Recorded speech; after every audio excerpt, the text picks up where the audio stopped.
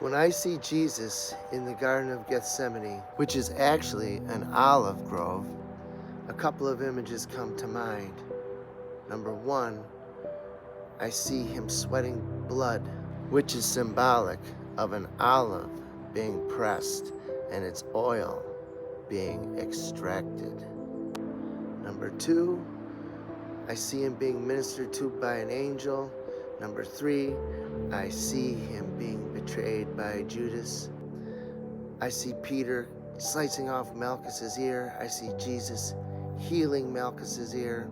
I also tangent off really fast while I'm staying within the Garden of Gethsemane, and I see into the future of Malchus, and I see him, because Christ healed his ear, I see Malchus becoming a believer in the Messiah.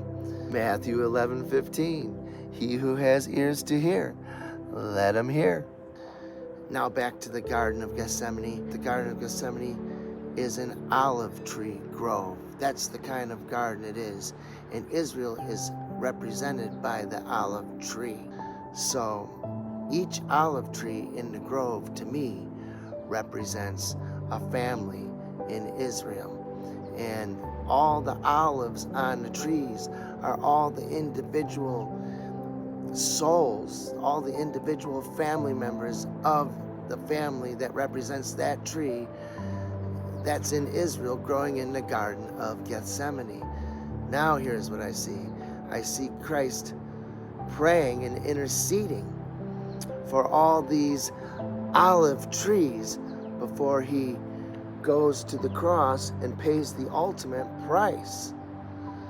So Jesus is the Son of God in the flesh as a Jew, and as sure as the Father and the Son are one, for the Father created everyone, Jesus is dying on behalf of other sheep pens as well. Salvation may have come through the Jews, as Jesus said, but it's offered to all of humanity. So, if each one of these olives within this Garden of Gethsemane represents a human being, so Christ is the olive that was crushed in the olive press for all the rest. And the oil that comes from his crushing is the Holy Spirit that is breathed into us when we are baptized in tongues and fire.